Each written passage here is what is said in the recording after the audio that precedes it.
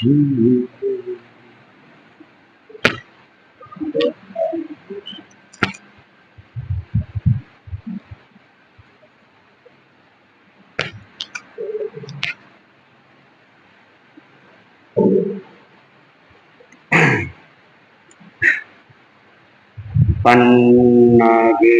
च सुरेन्द्रे च कौशिके पाद संस्कृति निर्विशेष मनस्काय श्री वीर स्वामिने नमः। वीतराग पुरुष भगवान महावीर को सभक्ति वंदना।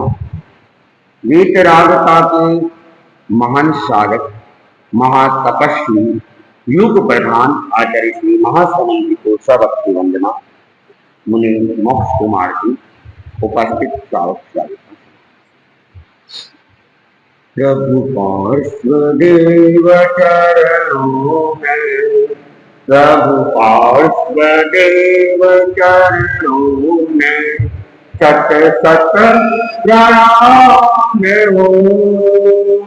मेरे मानस के स्वामी तुम्हें प्रणाम हो, तुम्हें प्रणाम हो। दुनिया में देव लाखों है तुझे जा रहे, है तुझे जा रहे। जिन देव इस रचना में, जिन देव इस रचना में तेरा नाम हो। मेरे मानस के स्वामी तुम्हें प्रणाम हो, तुम्हें प्रणाम। तुमसे नाराज रहती क्यों देश और से, क्यों देश और से। यह वीतरागता तेरी, यह वीतरागता तेरी मेरा विश्राम हो। मेरे मानस के स्वामी तुम्हें प्रणाम हो, तुम्हें पूरी बनों में कैसे उपकार से आओ, उपकार से आओ। चरणों में भरे कन्हैया, चरणों में भरे कन्हैया यह तेरी शान हो। मेरे मानस के स्वामी तुम्हें प्रणाम हो। एक बार से सतभाग्य जो रहा, सतभाग्य जो रहा। पार से अब स्वयं बनूं मैं, पार से अब स्वयं बनूं मैं। बस वैसा कौन हो। मेरे मानस के स्वामी तुम्हें प्रणाम हो, तुम्हें प्रणाम। नस नस में बस रहे हो रस जो कवित्व में, रस जो कवित्व में। भगवान भक्त तुलसी के, भगवान भक्त तुलसी के तुम ही काम हो।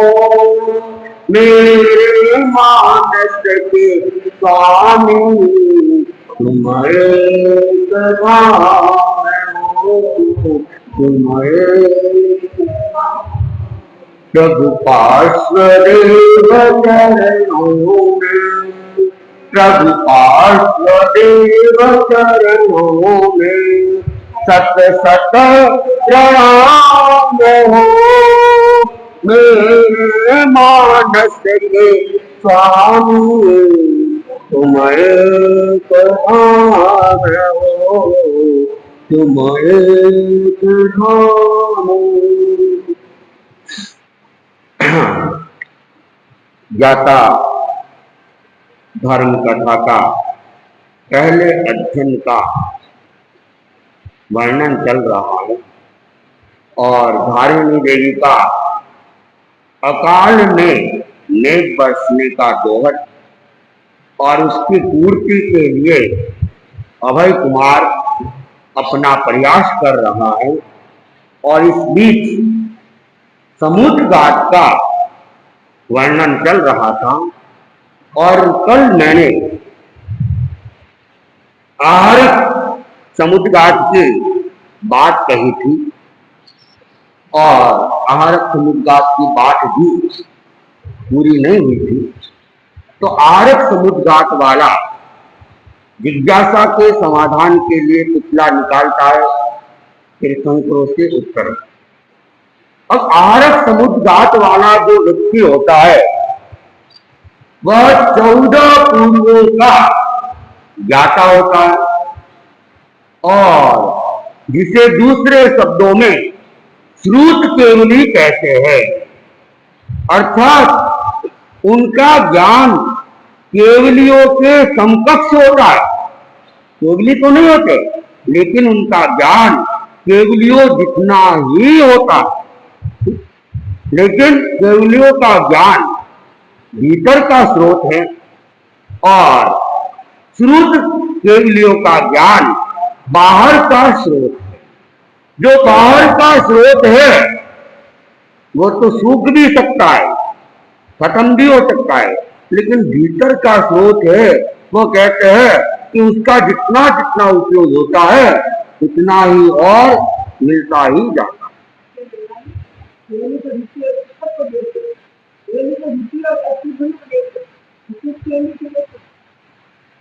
श्रुत केवली का मतलब कोई सर्वज्ञता नहीं है, सर्वज्ञता प्राप्त नहीं हुई है, लेकिन सर्वज्ञों के पास जितना ज्ञान है उन्होंने कंठस्थ किया हुआ है। आत्म साक्षात्कार उनका नहीं है, आत्म साक्षात्कार उनका नहीं है। तो कहते हैं कि श्रुत ज्ञानियों के पास इतना विशाल ज्ञान होता है, कहते समुद्र जितना विशाल ज्ञान होता है। और केवल ये ओशवाल भवन ही नहीं, कहते हैं कि पूरा जसोल किताबों से भर दे उससे भी ज्यादा ज्ञान श्रुत केवलियों के पास में होता है। और उस ज्ञान का वे पुनरावर्तन मात्र 48 मिनट के अंदर कर सकते हैं, लेकिन उसके लिए शायद एक नियम है, संभावना की जा सकती है, पढ़ने का काम नहीं पड़ा है, कि जिन्होंने महाप्राण ध्यान की साधना कर ली हो तो वह 14 पूर्व के धारक वे श्रुत केवली 48 मिनट में उतने विशाल ज्ञान का पुनरावर्तन कर सकते हैं। आप सोचेंगे, हंसी भी आ सकती है कि 25 बोल का चितारना भी हम लोग करते हैं तो 7-8 मिनट तो कम से कम लग ही जाते हैं।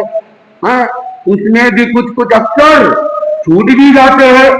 भक्तांबर को भी चितार ले तो 10 मिनट तो उसमें भी लग जाएंगे और पूरा जसोल जितना लाइब्रेरी और उसका 48 मिनट में पुनरावर्तन।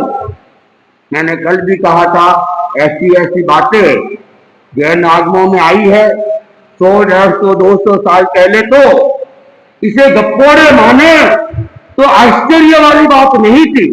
लेकिन आज विज्ञान ने उन बातों को प्रमाणित करने के साधन हमें उपलब्ध कराए हैं और बहुत सारी बड़ी बड़ी लाइब्रेरियां हैं और वो पूरी की पूरी बड़ी की बड़ी लाइब्रेरी अहमदाबाद के अंदर अपनी जैन लाइब्रेरी भी बहुत विशाल लाइब्रेरी है।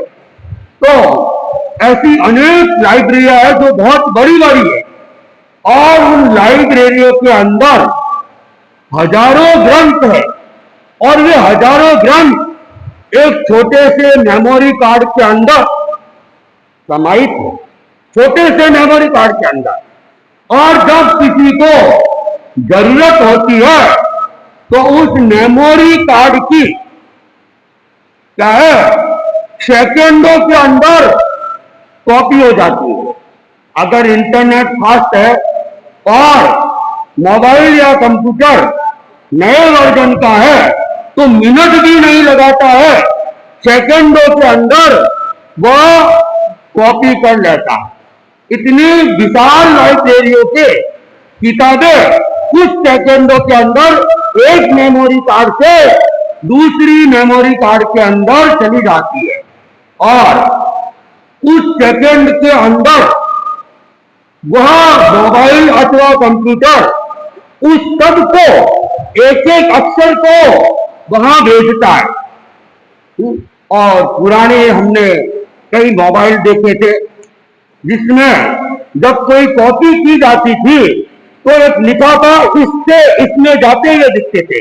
ये लिफाफा, ये फाइल इस तरफ गई, ये फाइल इस तरफ गई। उस समय थोड़ा टाइम भी ज्यादा लगता था, लेकिन अब तो बहुत फास्ट काम हो गया। तो आप सोचो कि इतनी विशाल लाइब्रेरिया जब सेकेंडों में इधर उधर चली जाती है तो महाप्राण ध्यान के साधक आरक लब्धि के धारक अपने उस विशाल ज्ञान को पुनरावर्तन, क्योंकि उसमें तो आत्मा की शक्ति भी साथ में काम करती है, ये तो पुद्गलों की शक्ति है, वह इतना फास्ट वर्क कर सकता है, तो आत्मा की शक्ति तो बहुत बहुत अनंत गुना कहते हैं आत्मा की शक्ति है। इसलिए इन बातों को आश्चर्य करने जैसी कोई बात नहीं है। और आप लोग देखते भी है, आज में ये कागज फोटोकॉपी की एक मशीन के ऊपर लगा देते हैं तो ऐसी ऐसी मशीन आई है 1 मिनट के अंदर 100 कॉपियां, हजार कॉपियां एक साथ निकाल के दे देती है। तो ये आहारक शरीर या आहारक लब्धि या सूक्ष्म केवलियों के पुनरावर्तन की एक तरह से हम ऐसे कल्पना कर सकते हैं कि इतनी कॉपियां एक साथ एक एक अक्षर, ऐसा नहीं कि अक्षर भी कट जाए, तो वे लोग भी इसी तरह अपने दिमाग पे जितना कुछ पड़ा हुआ है उसकी कॉपी वापिस करते रहते हैं। तो ये आहारक शरीर श्रुत केवली इनका एक वर्णन है। और आहारक समुद्गात का आपको मैंने पहले ही बता दिया, वो पुतला निकालते हैं और जिज्ञासा का समाधान तुम्हारा नहीं, हाँ, प्रश्न जो खड़ा हुआ है उस जिज्ञासा का समाधान तीर्थंकर भगवान से मंगवा लेते हैं। तो ये समुद्गात 5वां समुद्गात हो गया, आहारक समुद्गात। और 6ठा समुद्गात कौन सा है?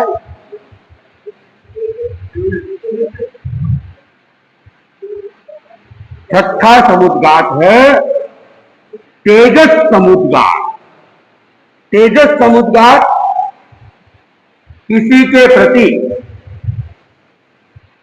आक्रोश निकालना होता है या किसी के ऊपर विशेष अनुग्रह करना होता है, तब तेजस समुद्गात का प्रयोग किया जाता है। वैसे सामान्यतया जब हमें तीव्रतम बुखार वगैरह आता है, तापमान टेम्परेचर काफी बढ़ जाता है और जब शरीर से एक तरह से आग निकलने लग जाती है तो हम उसे भी तेजस समुद्गार कह सकते हैं। लेकिन तेजस समुद्गार आप लोगों ने अनेक बार सुना है। कल रात को कार्यशाला के अंदर गोशालक का प्रकरण चल रहा था और वह गोशालक अपने आप को क्या मानने लग गया था? तीर्थंकर मानने लग गया था। घोषणा कर दी मैं ही तीर्थंकर हूं। और वह भगवान महावीर के संवत्सरण में जब आ रहा था, भगवान महावीर सर्वज्ञ थे, जान रहे थे। भगवान महावीर ने अपने शिष्यों को सावधान किया, गोशालक आएगा, मुझे अंत बोलेगा, लेकिन आप अपनी समता में रहना, उससे कोई भिड़ना मत। भगवान ने क्या किया? शिष्यों को सावधान भी कर लिया था। और जब गोशालक आया, भगवान को खरी खोटी सुनाने लगा, तो भगवान की शिष्य संपदा में से 2 शिष्य उनसे रहा नहीं। अपने आराध्य के प्रति ऐसी गलत बातें, और एक शिष्य सामने आ जाता है और गोशालक को सावधान करता है और गोशालक को कहता है तुम क्या बोल रहे हो? तुम मिथ्या आलाप कर रहे हो। और भी उसने कुछ सुना दिया होगा और गोशालक का आवेश बढ़ जाता है और गोशालक ने क्या किया? तेजस वेश्या का प्रयोग कर लिया। और क्या हुआ? वो मुनि उस तेजस वेश्या का शिकार हो जाता है और जल के राख हो जाता है। एक तरह से उनकी मृत्यु हो जाती है। एक और मुनि भी आ गया, उसने भी विरोध कर लिया और गोशालक ने उसे भी अपने तेजस वेश्या से भस्म कर दिया। तो यह गोशालक का क्या है? तेजस वेश्या का प्रयोग था, तेजोलब्धि का प्रयोग था। तेजस वेश्या 2 प्रकार की होती है, उष्ण और शीतल। शीतल भी होती है और उष्ण भी होती है। तो ये आक्रोश का उदाहरण आपने देखा। आक्रोश का एक उदाहरण और भी आता है, पता है आप लोगों को? आक्रोश तेजस वेश्या का एक बार और प्रयोग हुआ था और आक्रोश रूप में प्रयोग हुआ था।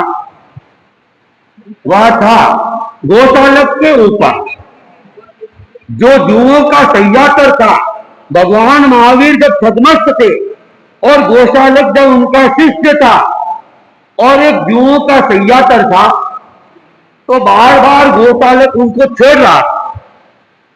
उसने काफी देर तक तो शांति बनाए रखी, अपनी समाधि बनाए रखा, लेकिन गोशालक के बार बार के उस व्यवहार के कारण वह क्या है?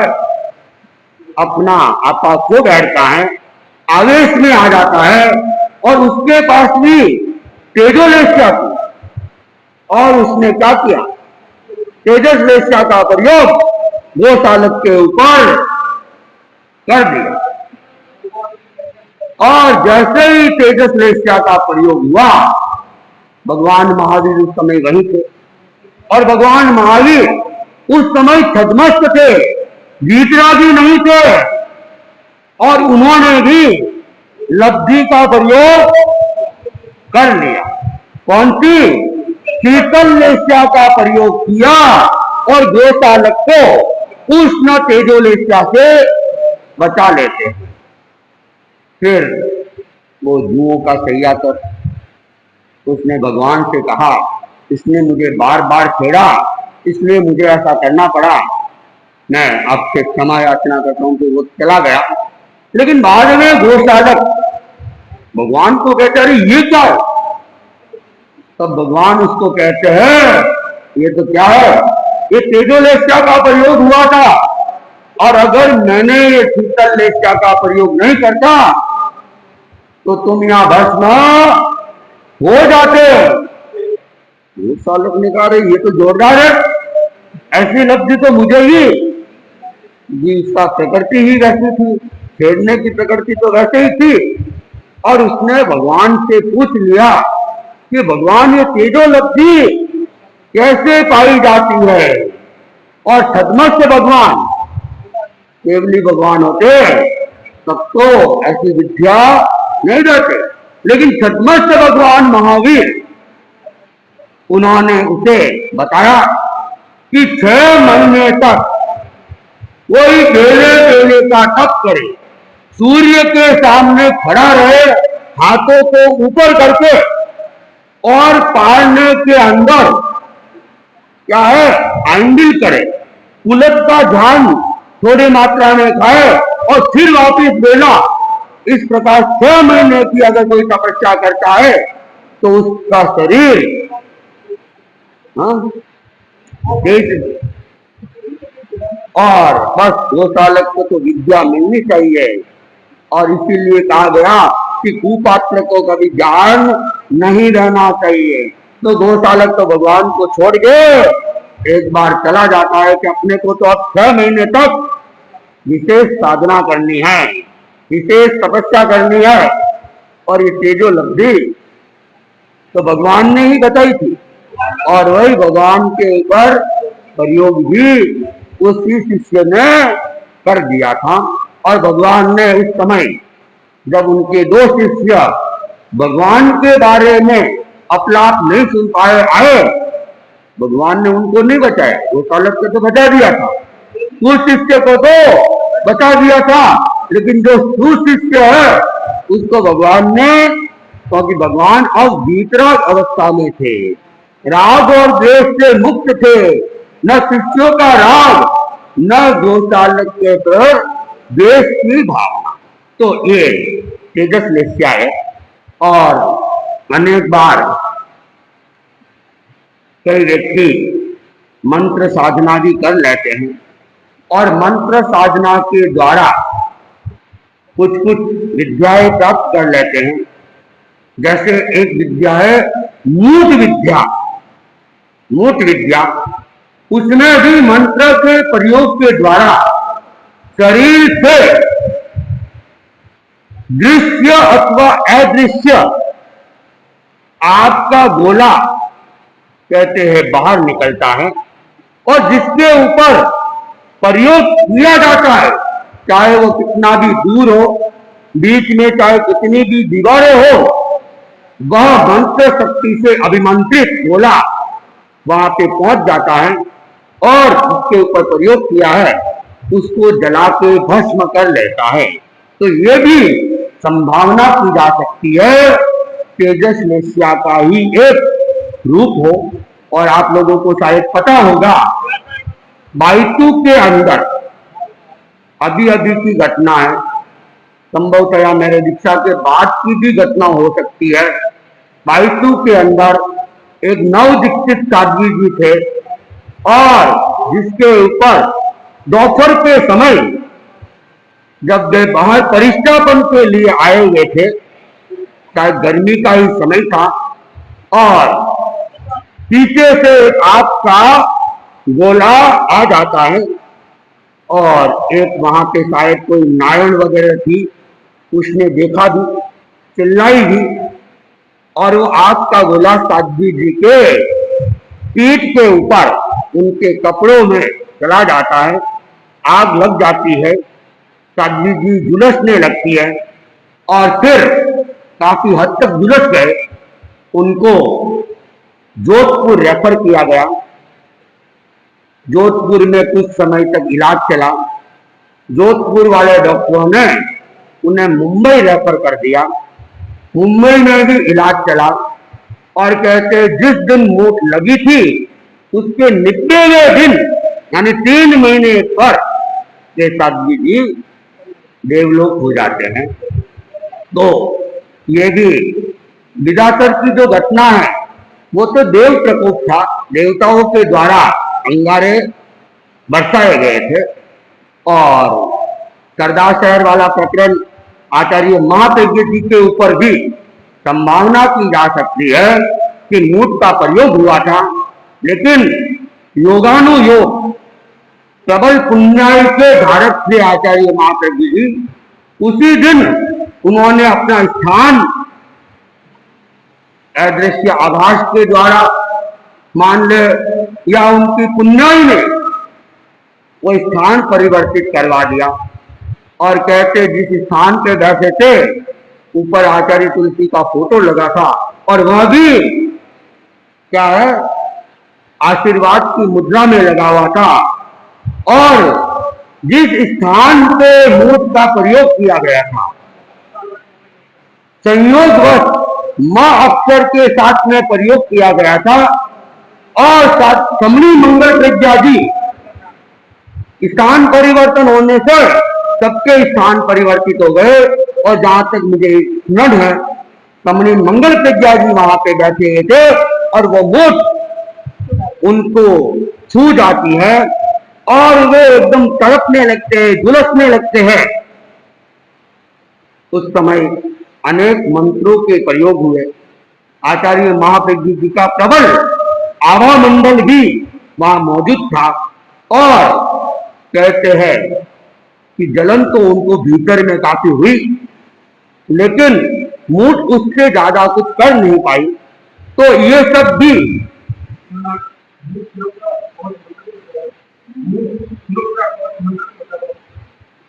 हाँ होते हैं।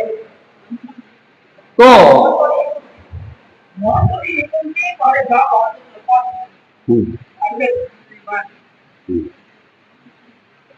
ऐसा बताया जा रहा है कि नवरात्रि के एकम के समय की बात है, तिथि मुझे याद नहीं है, लेकिन नवरात्रि अनुष्ठान का जो क्रम है वो संभवतया मेरे ख्याल से उसके बाद से चालू करवाया गया कि हम अपनी आत्म शक्ति का विकास करें कि ये बाहर की जो शक्तियां आती है जिसका हम खुद प्रतिकार कर सके। तो हाँ ऐसा सुन रहा हूँ, मैंने कभी सुना नहीं, लेकिन भागवंती भाई कह रहे हैं कि राणावास में आचार्य तुलसी के ऊपर भी प्रयोग किया गया था, लेकिन उनकी भी प्रबल पुण्याई थी, वे तो बच गए, बीच में और कोई आ गए। हाँ राम जी जिरावला। अच्छा अच्छा ऐसा कह रहे हैं, मैं नहीं कह रहा हूँ, जो सुन रहा हूँ वही बता रहा हूँ कि तौर नाम पे की गई थी और राममल जी जिरावला जिन्होंने पारमार्थिक शिक्षण संस्था में अनेकों अनेकों वर्षों तक सेवाएं दी और पारमार्थिक शिक्षण संस्था को ऊपर उठाने में जिन्होंने अपना विशेष योगदान दिया, उनकी पुत्र वधु जिनका नाम बता रहे ये करुणा, वो उस समय दर्शनार्थ आ गई होगी और तपस्या भी थी और कहते हुए चपेट में आ जाते हैं और उनकी मृत्यु भी उस समय कहते हो जाती है। तो हो सकता है तो ये तेजस लेस्या है और तेजस समुद्घाट और 7वां समुद्घाट है केवली समुद्घाट। काफी लंबा हो चुका है आज, लेकिन आज केवली समुद्घाट को मैं पूरा कर ही लेता हूं। केवली समुद्घाट, बाकी सारे समुद्घाट छद्मस्थ व्यक्तियों के होता है और यह समुद्घाट केवली भगवान के होता है, करते नहीं है, होता है। तीर्थंकरों के समुद्घाट नहीं होते हैं। केवली समुद्घाट सामान्य केवलियों के हो सकता है, सबके होता है ऐसा नहीं है। किसी किसी केवली के केवली समुद्घाट हो सकता है और ये तब होता है कि केवलियों के आयुष्य कर्म की स्थिति कम हो और वेदनीय कर्म के दलित अत्यधिक हो, तो दोनों के समीकरण को ठीक करने के लिए, इक्वल करने के लिए जब अंतर्मूर्त आयुष्य शेष रहता है तब केवली समुद्घाट ऑटोमेटिक हो जाता है और उस समय और ये केवली समुद्घाट वेदनीय कर्मों के दलिकों की स्थिति का समीकरण करने के लिए ही होता है। वेदनीय कर्म जब ज्यादा होते हैं तो उनके समीकरण को ठीक करना है। तो केवलियों के शरीर से आत्मा प्रदेश बाहर निकलते, पहले तो दंडाकार निकलते, फिर कपाटाकार फैल जाते हैं और फिर वे वो मंथनी की तरह बाहर की तरफ और फिर अंदर की तरफ वह क्या है, आत्मा प्रदेश पूरे लोक में एक वलयाकार रूप में फैल जाते हैं। और ये संपूर्ण 4 समय में फैलते हैं। आत्मा प्रदेश 4 समय में फैलते हैं और 7वें नारकी और सर्गा सिद्धि विमान या लोकांत तक के जहां जहां की वेदना उनको भोगनी है, साता वेदना भोगनी है या असाता वेदना भोगनी है, 4 समय के अंदर एक साथ भोग के जो आयुष्य कर्म के दलिक जितने हैं उतने दलिक के बराबर शेष वेदनीय कर्म रह जाता है और 4 समय में वापिस से उसको क्या करते हैं, समेट लेते हैं। तो ये केवली समुद्रात केवली भगवान के कर्मों की स्थिति के समीकरण के लिए बनता है।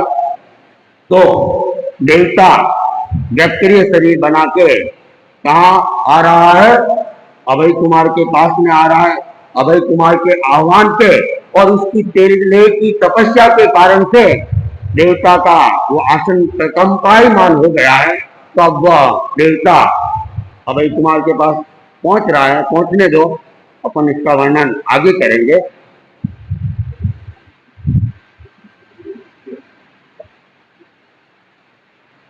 और क्या चल रहा है आख्यान?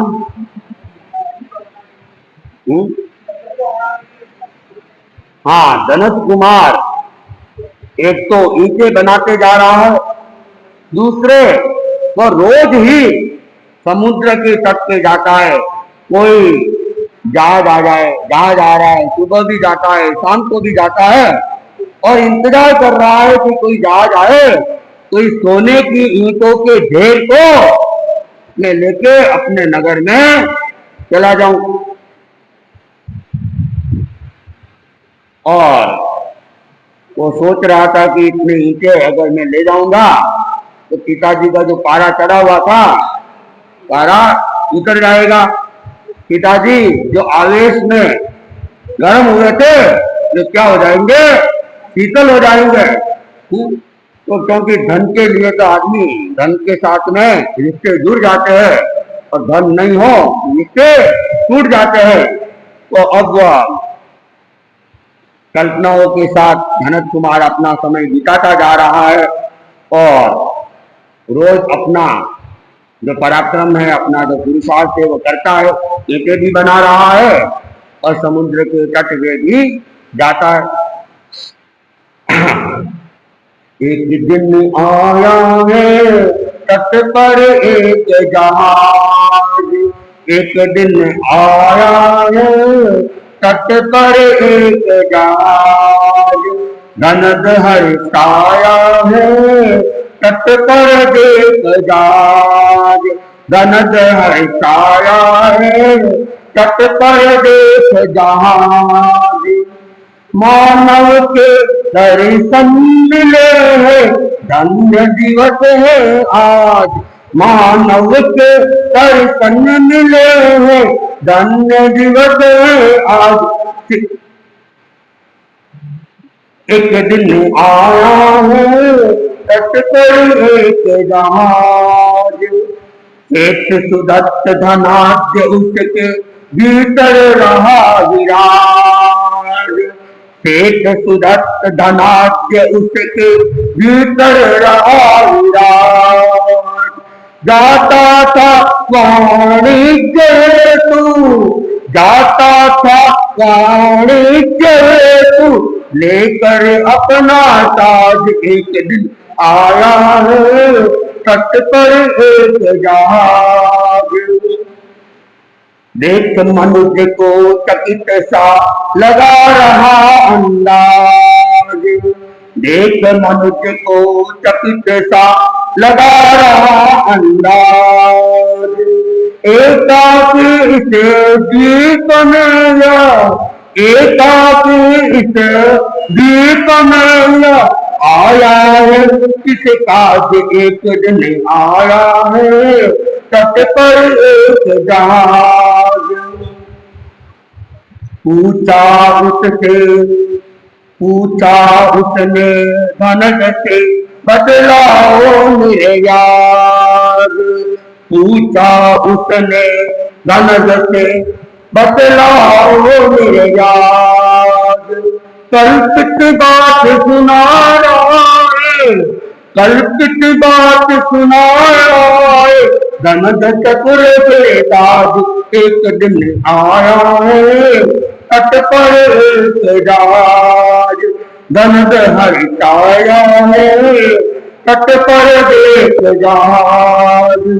मानव के दर्शन मिले हैं, मानव के दर्शन मिले हैं, धन्य दिवस है आज एक दिन आया है, तट पर एक जहाज। तो आखिर कहते हैं एक न एक दिन इंतजार खत्म होता है, तो धनज का भी इंतजार आखिर एक दिन खत्म हुआ। रोज ही जाता था और निराश नहीं हुआ, आशा तो नहीं छोड़ा कि कभी आ ही नहीं रहा हो तो क्या जाना, लेकिन वह आशावादी था और रोज अपना पुरुषार्थ करता रहता था। महीनों के महीने भी गए, लेकिन पुरुषार्थ उसने नहीं छोड़ा। और आखिर एक दिन तट के ऊपर एक जहाज आ जाता हूँ, और जैसे ही जहाज को देखा, धनज के तो खुशी के कोई पार नहीं। तो क्योंकि उस द्वीप से अकेला था और कोई मानव था ही नहीं, और खुशी देने वाला कोई था तो कौन था? खुशी कौन दे रहा था? हाँ, वो सोने की जो ईंटें थे ना, उसे देख देख के खुश हो रहा था, क्योंकि आखिर तो वो भी क्या था, व्यस्त था। धन का लोभ तो रहता ही है, हाँ, और धन बना भी रहा था। हाँ, तो बस उस ईंटों को देख देख के खुश भी हो रहा था, कल्पना भी कर रहा था कि पिताजी के पास ले जाऊंगा, पिताजी शांत हो जाएंगे। या एक वो मणि भी थी, जो मणि उसको गुफा के अंदर मिल गई थी, तो बस उसको देख रहा था, हर्षित हो जाता। उससे ज्यादा तो वहां उसे कोई बात करने वाला भी नहीं था। आप लोग भी क्या करते हो, तिजोरी के अंदर धन होता है, उस धन को देख के या उसकी कल्पना करके, कितने हैं, 5 करोड़ हो गए हैं, 10 करोड़ हो गए हैं, 25 करोड़ हो गए हैं, इस कल्पना के साथ में खुशियां मना लेते हैं। तो धनज जी अब अकेला उस स्वर्ण द्वीप में उसी से अपनी खुशी मना रहा था, या कल्पनाओं के साथ वह खुशी मना रहा था। लेकिन आज जहाज को देखते ही उसे अपनी कल्पना साकार होती दिखी, और वह भी क्या है, हर्षित हो गया। और तट के ऊपर जैसे ही जहाज को देखा, मन प्रसन्न हो गया कि चलो अब अपने को इस द्वीप से बाहर जाने का एक अवसर मिल गया है। और कितने ही महीनों से वह स्वर्ण नगरी में था, मनुष्य को तो देखा ही नहीं था। तो आज मानव के दर्शन हो रहे हैं, यह भी अपने आप में खुशी हो जाती है। ऐसे तो नहीं होती है, रोज ही देखते हैं उनको नहीं होती है। लेकिन पुराने समय में जो प्रदेश जाते थे और लंबे लंबे समय तक प्रदेश रहते थे, कहते गांव का कुत्ता भी अगर उनको दिख जाए तो भी खुशी हो जाती है। तो गांव का मनुष्य मिल जाए तो बात ही क्या होती है। हाँ? तो जब बाहर जाते हैं और गांव वाले कोई मिल जाते हैं तो बड़ी खुशी होती है कि हमारे गांव के गांव में मिलते हैं तो कोई ध्यान भी नहीं देता, लेकिन प्रदेश में गांव के ज्ञान भाई नहीं अजैन भाई भी मिल जाए तब भी खुशी होती है, और उनसे बातचीत भी खुश होके करने लगते हैं। तो धनत कुमार के गांव का तो था या नहीं था, लेकिन धनत ने महीनों महीनों से किसी मनुष्य को नहीं देखा था। तो आज मनुष्य के दर्शन करके उसे भी क्या हो रही है, खुशी हो रही है।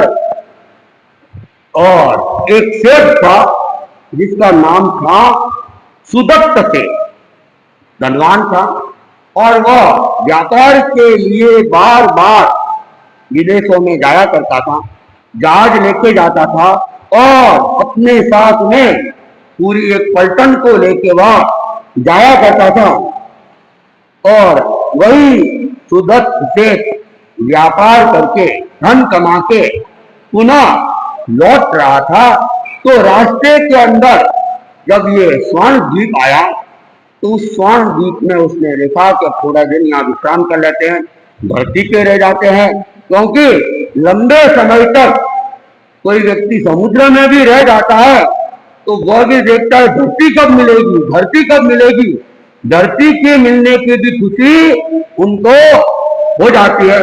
तो उसने देखा धरती पे चले जाते हैं, और फिर वहां के फल फूल या और जो भी सामग्री है आगे की यात्रा के लिए वह भी संग्रहित कर लेते हैं।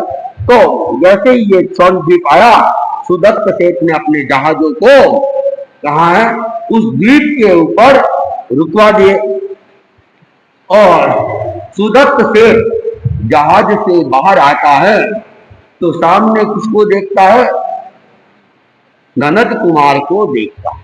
और सुदत्त सेठ तो इधर कई बार आया हुआ होगा, उसको ये पता नहीं था कि स्वर्ण द्वीप है। अगर ऐसा पता होता तो वो व्यापार के लिए जाता ही नहीं, यहीं से सोना इकट्ठा कर लेता। ऐसे सामान्यतया किसी को पता भी नहीं चलता है कि ये स्वर्ण द्वीप है, धनत को भी पता नहीं चलता, लेकिन उसने तो रात को ठंड से बचने के लिए आग जलाई थी, और उस आग से मिट्टी ने सोना का रूप लिया, सोना चमकने लगा, कुंदन की भांति वो जब चमकने लगा तो लगा कर ये तो स्वर्ण द्वीप है, तब उसे ज्ञात हुआ था। बाकी सामान्य व्यक्ति कोई चला जाए तो ऐसे पता भी नहीं चलता कि ये स्वर्ण द्वीप है। तो सुदत्त सेठ देख रहा है इस द्वीप के अंदर तो कोई मनुष्य रहते ही नहीं है, फिर ये क्यों आया, ये कैसे आ गया है। तो उसको बड़ा आश्चर्य होने लगा, और आश्चर्य होने के बाद उसने धनत को पूछ लिया, भाई तुम कौन हो और कहां से आए और यहाँ कैसे पहुंच गए हो, और तुम अकेले ही हो या और भी तुम्हारे कोई साथी है। तो ये सारे प्रश्न सुदत्त सेठ ने किसको किए, धनत कुमार। और धनत कुमार जैसा कि आप लोगों को पहले ही बताया गया बड़ा साहसी था, धैर्यशील व्यक्ति था और बुद्धिमान व्यक्ति था। तो जो बुद्धिमान व्यक्ति होते हैं वे कोई भी बात करने से पहले बहुत दूर की सोचते हैं, चिंतन करते हैं, और चिंतन करने के बाद ही वे अपनी बात सामने वाले को बताते हैं। तो धनत कुमार ने देखा ही तो अनजान व्यक्ति है, मैं इसे जानता भी नहीं हूं, तो सही सही बात बताना, सही सही परिचय बताना ये उचित नहीं हो सकता है। तो उसने क्या किया, धनत कुमार ने अपना एक काल्पनिक परिचय उसे बताना चालू की, एक काल्पनिक घटना उसको बता दी कि भाई क्या हुआ, कैसे हुआ और किस प्रकार वह आया। सारी की सारी घटना मन गढ़ंत थी, और मन गढ़ंत घटना बताकर सेठ सुदत्त को एक विश्वास दिलाता है, और फिर वह अपनी बात को आगे रखता है।